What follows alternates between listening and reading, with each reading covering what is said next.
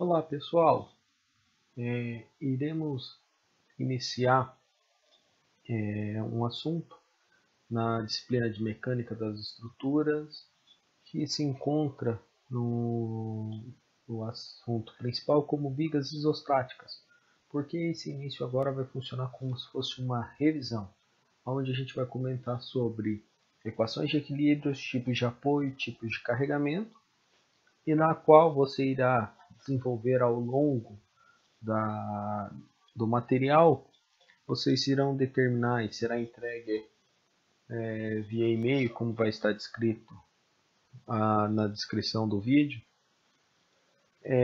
a determinação da estaticidade, da deslocabilidade e também calcular algumas reações de apoio apresentado. Então, vocês irão desenvolver e entregar todo esse material. Então, vamos introduzir um pouquinho, depois a gente dá a sequência. Qual que é a linha de raciocínio de todo esse material? A ideia é que as ações externas atuantes, como o próprio peso da estrutura ou algum outro tipo de carregamento, verificar o comportamento dela na atuação da estrutura, sejam deslocamentos, reações de apoio e os esforços, normal, cortante, fletor. Para quê? Para que a gente consiga identificar as deficiências e o comportamento dessa estrutura e o seu comportamento. Isso nos vai ajudar para quê? A concepção tanto dessa estrutura, independente do tipo de material, como bem o desenvolvimento e o dimensionamento dessa estrutura. Então, notem que o que a gente vai comentar aqui é uma matéria básica, do ciclo básico, que serve como base para as disciplinas específicas que você vai ver ao longo do curso. Então, dando sequência, a gente pode falar um pouquinho sobre a questão da estrutural, os elementos de estruturas que tem a classificação geométrica e a mecânica. Na geométrica, a gente diferencia entre elementos lineares de seção delgada, seção não delgada, bidimensionais e tridimensionais. Elementos de seção não delgada, nós teríamos como exemplo o item B, onde notem que duas proporções são muito próximas e o comprimento é muito maior. Já delgada, notem que todas as dimensões são diferentes em relação em ordem de grandeza. E assim as bidimensionais se assemelham, no nosso caso, a uma placa, que seria uma laje, e as tridimensionais a elementos de fundação, como uma sapata, um bloco. Isso seria a classificação geométrica. Mas nós iremos usar o desenvolvimento do nosso trabalho, classificação segundo a mecânica das estruturas, aonde a gente classifica vigas, pilares, independente de espessuras, como barras. Por quê? Aqui a gente não está trabalhando como foco principal as dimensões dos elementos, e sim os esforços ali atuantes. Para peças laminares, que seriam as planas, como placas e chapas, lajes e viga-paredes, como exemplo, e curvas, que poderiam ser estruturas de cobertura, reservatório. Muito comum essas curvas ou cascas serem utilizadas em cúpulas de igrejas, antigamente era muito usual. E para peças com três dimensões de mesma ordem de grandeza, seriam os blocos. Então são essas três denominações que nós iremos utilizar: barras, lâminas, ou laminares, e blocos. Essas três classificações. Claro que por enquanto a gente vai trabalhar com peças isostáticas e planas. Então no nosso caso vai se resumir basicamente a barras apenas. E grandezas fundamentais. O que eu preciso lembrar? Imaginando uma peça estrutural, uma viga como exemplo, que não é mais viga e sim uma barra, nós teremos alguns carregamentos. E esses carregamentos, nada mais nada menos que elementos vetoriais, que serão forças, e se houver alguma distância e provocar um giro, nós chamamos de momentos. Então, a força vai ser o nosso item aplicado diretamente, e também o momento pode ser gerado por essa força. Então são os dois itens que nós vamos estudar ao longo disso e trabalhar com carregamentos, desse tipo e associados. Condições de equilíbrio. Ensino outro item. O que é uma condição de equilíbrio? É o meio que eu vou buscar do meu corpo, da minha peça, da minha barra, estar em equilíbrio. Ou seja, aplicado essa força, essa peça não venha a se deslocar, seja para baixo, seja para cima, para a direita ou para a esquerda, e sim estar em equilíbrio. Então é isso que nós vamos estudar. E as condições de equilíbrio, elas se baseiam em equações. Aqui eu apresento para vocês 6 equações, que são somatória de força no eixo x, y e z, e também os momentos, momento em x, y e z. Claro que essas 6 equações são para todas as situações, mas deixar claro que numa situação de uma figura plana, como é o nosso caso que a gente vai estudar, a gente acaba utilizando apenas 3 equações dessas para satisfazer as condições que nós precisamos. Então não há necessidade de sempre utilizar as 6 equações, e sim as equações que são pertinentes a você obter as respostas que precisa. Como eu havia comentado, as 3 equações para situações planas, que seriam somatória de força em x, no eixo y, e também o giro em relação ao eixo z. Então, são esses eixos que nós iremos trabalhar essas condições. Notem que nós já falamos dos carregamentos aplicados, os dois tipos, já falamos como achar o equilíbrio. Agora eu preciso desenvolver o que? Entender quais são os apoios para que isso fique em equilíbrio. Igual ao nosso corpo humano. O que nos mantém em equilíbrio em relação ao nosso meio? São as nossas pernas que mantêm o equilíbrio para que a gente não caia, não venha a um colapso, que é a forma que a gente chama em uma situação de estrutura. Então, os vínculos nós dividimos em 3 situações, a princípio, que seriam vínculos externos, são 2 situações, vínculos externos e vínculos internos. Nos vínculos externos, ou apoios das estruturas, que mais à frente a gente vai chamar de reação de apoio, nós temos 3 situações, que são vínculos de primeiro gênero.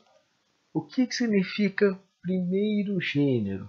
Significa que eu vou ter apenas um único impedimento em relação ao movimento. Se a gente observar a figura mais ao lado, deixa eu pegar aqui o marca-texto, a figura mais ao lado aqui direito, notem que nós temos e há um impedimento em relação ao deslocamento vertical. Em contrapartida, o deslocamento horizontal é permitido e também a rotação da sua peça ela é permitida. Então notem que nós não poderemos realizar ou temos uma única restrição que é a movimentação nesse exemplo vertical. Notem que eu tenho já 2 restrições, uma vertical e uma horizontal ali como eu venho marcando. Logo, o único movimento permitido devido a esse desenho da nossa rótula ou triângulo, como queiram observar, seria a rotação. Então notem que nós temos 2 restrições, a reação de segundo gênero, 2 reações de apoio. E por fim, nós teremos o vínculo de terceiro gênero, que também é conhecido como engaste fixo, ou simplesmente engaste, que nos impede 3 movimentos, ou seja, nos apresenta 3 restrições, que é, além do deslocamento no eixo X, o deslocamento no eixo Y e também o giro, ou seja, eu não posso realizar nenhum desses movimentos. O não poder realizar significa o quê? Significa que eu tenho um valor, uma reação de apoio para manter a minha estrutura em equilíbrio. Então, são esses 3 vínculos externos que nós temos. Existem alguns outros vínculos, como engastes móveis, que no material de apoio de vocês está disponível para leitura e entendimento. E a gente vai estar aberto para tirar as dúvidas com vocês. Então, seriam essas 3 situações. Aqui são exemplos de casos reais, uma situação real. É o apoio de um elemento de concreto muito mais rígido sobre uma parede de alvenaria. Notem que não há outra viga superior para fazer o travamento, a amarração, e logo, aplicando uma força nessa viga no sentido vertical, ela irá rotacionar em uma das extremidades, porém não irá afundar. Exemplo de uma situação real para segundo gênero, que saindo dessa parte de estruturas que a gente está habituado, seria uma dobradiça de uma porta. Verticalmente você não consegue deslocar essa porta em relação à fixação na dobradiça, nem na horizontal, porém o giro é permitido. É isso que eu quero que vocês notem. Essa linha de raciocínio não é aplicada só na execução de obras civis de construção, e sim em todas as possibilidades do nosso cotidiano. Nós temos o engaste. Um poste de energia fixado em frente à sua casa, ou um poste ou um sinaleiro metálico, como queiram chamar, na rua. Notem que esse poste, esse sinaleiro, ele não se desloca no eixo X nem no Y, muito menos rotaciona, porque acontecendo uma dessas situações, haveria a ruína desse poste e todo aquele transtorno gerado. Então são situações só para ilustrar essas possibilidades. As vinculações internas, elas são divididas em duas situações que podem ser rotulada, onde há uma rótula ligando as suas barras, como esse exemplo, ou nesse outro aqui do lado direito. Então, isso nos quer dizer o quê? Que a nossa estrutura tem um componente que permite o giro. E novamente lembrando, nós temos três movimentos a serem estudados: o deslocamento em X ou translado em X, o deslocamento em Y, o translado em Y, ou a rotação da nossa estrutura naquele ponto, que seria a rotação em Z. Notem que, havendo uma rótula, ou uma articulação, nós temos apenas dois movimentos travados, ou duas restrições, e uma delas é permitida. Já peças contínuas, peças internas contínuas, notem que eu não tenho a rótula. Pegamos uma seção ali qualquer, notem que eu não tenho uma rótula, aparecendo uma única barra. Mas como que eu sei que é dividido em duas barras ou não? Geralmente pode haver mudança de direção, pode haver um apoio indicando essa situação. São dois exemplos bem clássicos que não fogem muito do padrão. E o principal, notem que nós temos três restrições naqueles pontos específicos. Ele não se desloca no eixo X, no eixo Y e muito menos rotaciona. Então, nós temos três vínculos internos, três restrições ali que ocorrem. Então, isso seriam nossos vínculos internos. A translação relativa é uma situação onde eu não permito um dos deslocamentos e a rotação. Um dos deslocamentos significa o quê? Ele pode estar travado, restrito em X e no giro, na rotação, porém em Y ele está livre ao seu movimento. É igual vocês notam nesse exemplo ali apresentado. Em X ele não se desloca, ele não rotaciona, mas em Y permite essa situação. Isso também é válido no outro sentido, trocando o X pelo Y, o Y pelo, como apresentado aqui no exemplo, para ilustrar o que foi comentado. Diagrama de corpo livre. O que é o diagrama de corpo livre? Eu chamo de união de todas as informações já comentadas.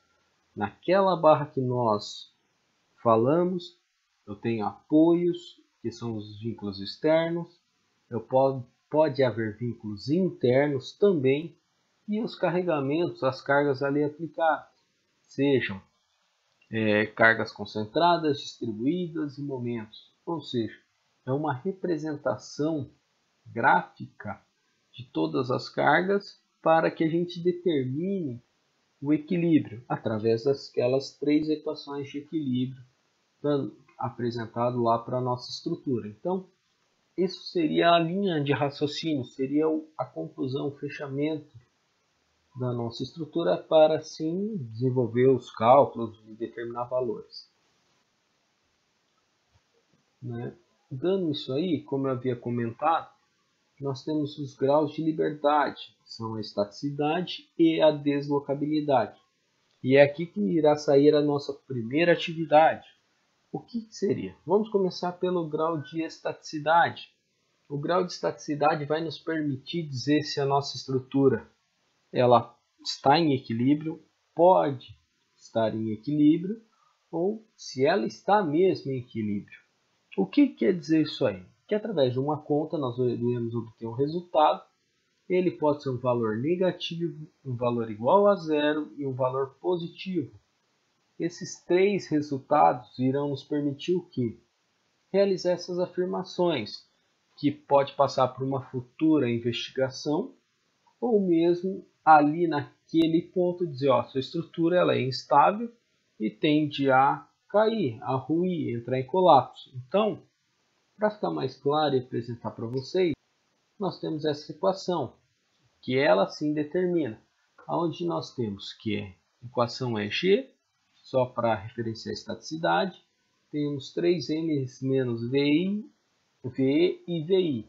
O que significa cada um deles? O M significa o número de barras na nossa estrutura, VE, vínculos externos, ou seja, a gente vai determinar quantas reações de apoio há na nossa estrutura, e os vínculos internos, nas ligações das barras, nós vamos verificar a quantidade de restrições aos movimentos que nós temos. Assim a gente determina a nossa estaticidade. E o resultado, como eu falei, se ele for igual a zero, significa que a nossa estrutura ela é isostática, mas notem que ela pode ser estável porque eu tenho que aferir o deslocamento também.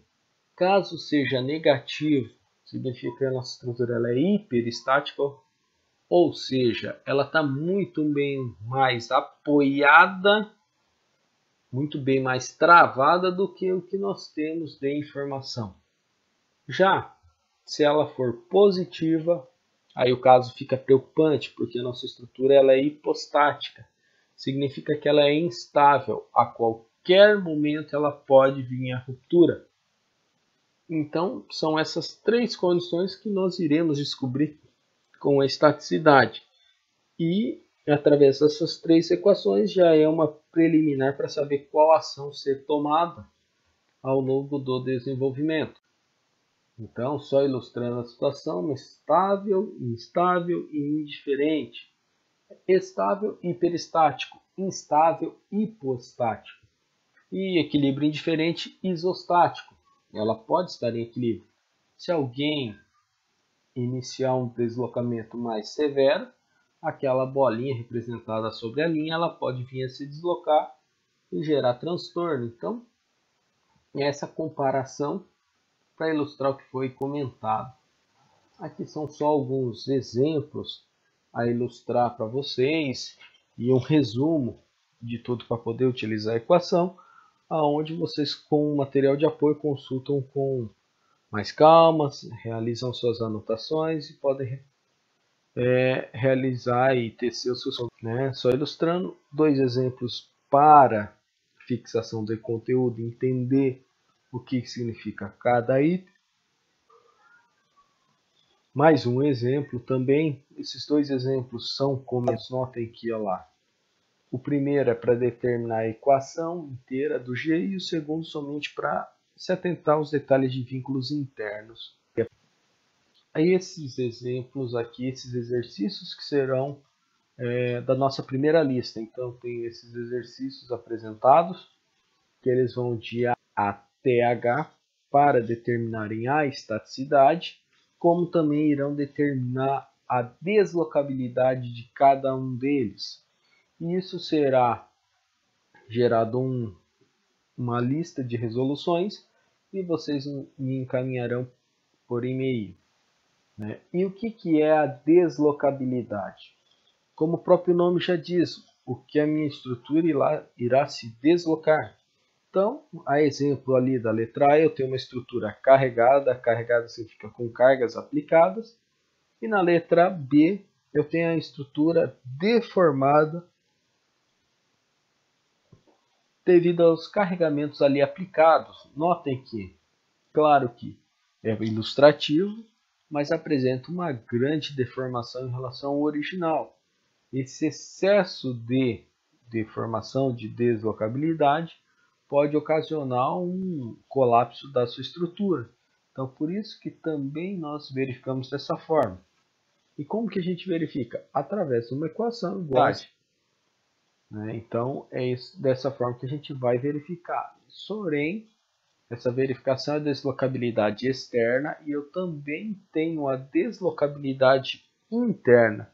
Essa deslocabilidade interna, ela possibilita a rotação dos nós internos, ou seja, cada nó possui uma rotação, exceto as extremidades, né, que são engastadas, porque se eu rotacionar um engaste, ele simplesmente vai se deslocar. Né? Então essa é uma das condições. Outra situação que é bem importante, a gente não considera os balanços, como está escrito, a gente despreza os balanços na nossa estrutura para que a gente consiga desenvolver e determinar a deslocabilidade.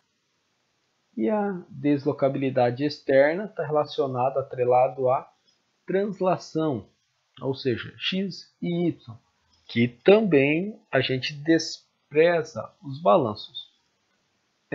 O que mais se verifica? A deslocabilidade externa da nossa estrutura, porque ela é mais propícia a gerar transtornos do que a interna. E o que nós temos? Temos uma equação muito parecida, né, em relação ao raciocínio com a estaticidade. Assim, cada item significa N, número de nós da nossa estrutura. Lembrando que todos os nós da estrutura rotulada e com balanços desprezados. B, número de barras, todas menos balanço. E o VE, vínculos externos. Então, essas são algumas considerações, mas notem que há nas três situações exceções a serem tomados cuidados. Então, não esqueçam desse detalhe quando for calcular a vinculação externa. Então, a deslocabilidade externa. Então, essas situações. Isso me traz resultados. Se for igual a zero, ela é indeslocável. Se for positivo, maior que zero, ela é deslocável externamente. Agora, se for negativo, ela é super indeslocável, ou seja, ela não irá se movimentar. Então, com essa classificação nos permite também, mais a estaticidade, realizar algumas afirmações da nossa estrutura e garantir uma certa certeza e tranquilidade na hora de determinar os resultados e as equações através das equações de equilíbrio. E aí, novamente, são os mesmos exercícios da estaticidade que devem ser calculados com a deslocabilidade também. Então, notem o que é necessário. E agora nós chegamos aos esforços solicitantes.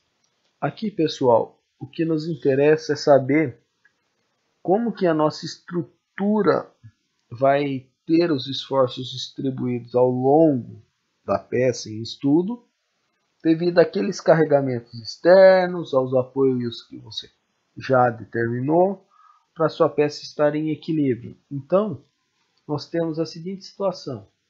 Nós temos três esforços. Esforço normal ou força normal, que ela é no sentido longitudinal da peça. Esforço cisalhante ou cortante, que ela tenta cortar a peça.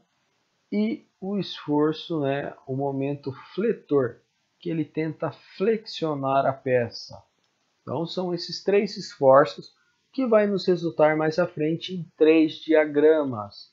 E esses 3 diagramas serão utilizados nas matérias específicas para o dimensionamento das peças. Então, essa é a importância de agora, pessoal, a gente ter uma boa base, uma boa fundamentação, porque vocês irão utilizar mais à frente na elaboração desse. E aí, só relembrando, esforço normal, nós temos o esforço de tração, tentando esticar, aumentar a nossa peça. E também temos esforço de compressão negativo, tentando diminuir a nossa peça. Negativo pela redução e positivo pelo aumento da nossa peça. Então, com essas informações, nós iremos determinar e elaborar desenhos, diagramas. O esforço cortante, ele tenta cortar a nossa peça, a nossa barra, e notem que há umas letras, uns D e E. O que significa isso? E elas são opostas. O D significa direita, o E significa esquerda. Mas, por que o E, que é esquerda, está do lado direito, e o D, que é direita, está do lado esquerdo? O D e o E significam o lado que você iniciou a resolução do exercício. Como exemplo, será considerado positivo numa convenção decimal o E se você iniciar pelo lado esquerdo do seu exercício e observar esse valor. Caso você inicie do lado direito do seu exercício, a gente olharia o D e considera como positivo apontado para baixo. Como apontado para cima, iniciado pelo lado esquerdo, é positivo. E isso é válido também para o oposto. Então, quando for negativo, se você começar pela esquerda, apontado para baixo, se começar pela direita, apontado para cima. Qual que é a minha recomendação para não errar? Comece pelo lado esquerdo, que você já está habituado com os sinais, devido ao uso do plano cartesiano. Então, você já trabalha em outras disciplinas dessa forma, então não irá te afetar muito. Claro que eu estou comentando nesse início, mas ao decorrer do desenvolvimento das atividades, aí nós iremos trabalhar das duas formas, tanto da direita para a esquerda, quanto da esquerda para a direita. Então, seriam essas as situações.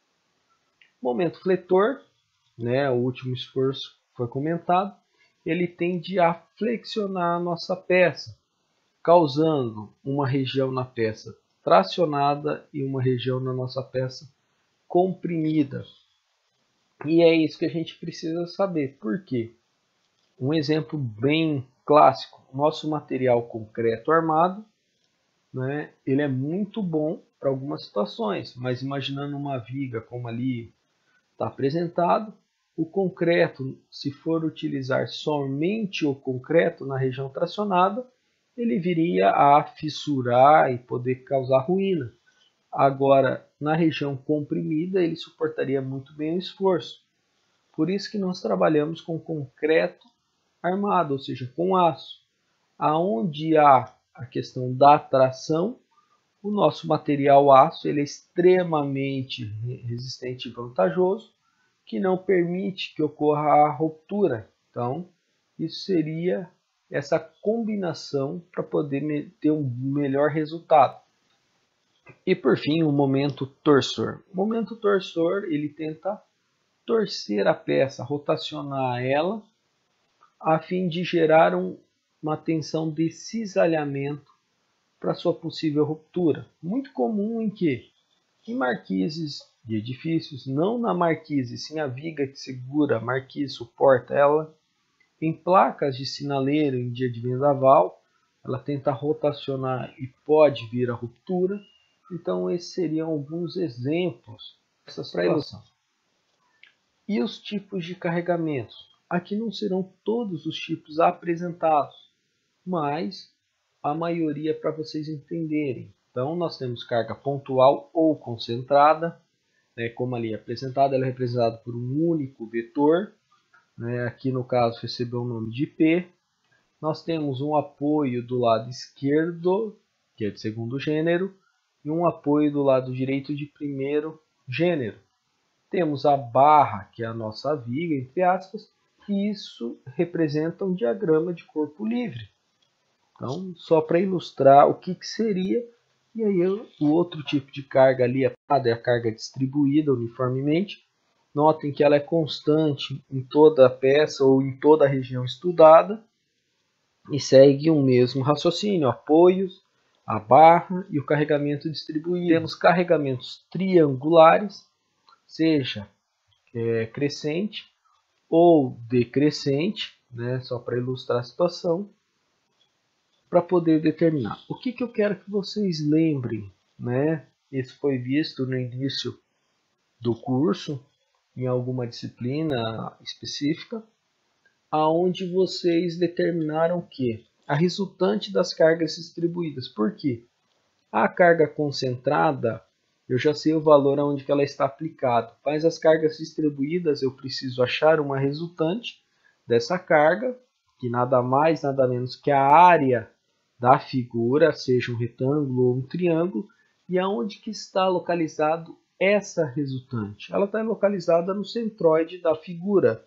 No caso, o retângulo ao meio, no caso, o triângulo a 1/3 do ângulo de 90 graus que eu estou marcando aqui, ou seja, ficaria 1/3 nessa situação e 1/3 nessa outra situação.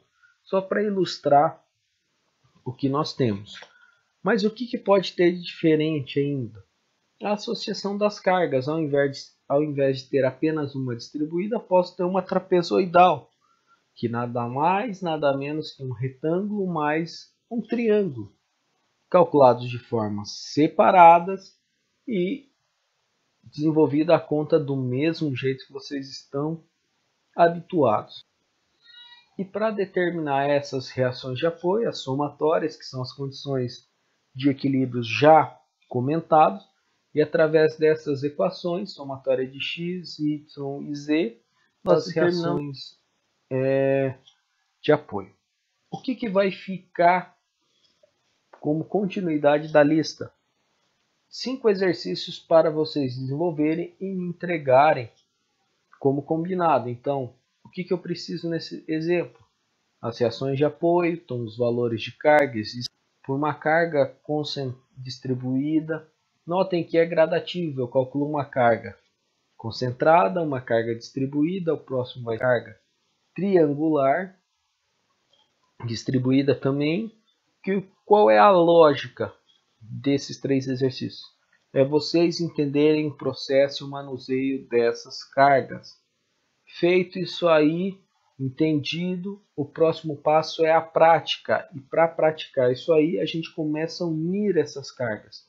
E aí, mais um exemplo, notem que nós temos uma carga distribuída retangular e cargas concentradas, para vocês entenderem como que funciona e como desenvolver isso aí. E por fim, uma carga triangular com uma concentrada e a trapezoidal, se eu não me engano, né? Cargas concentradas e uma trapezoidal e um retângulo.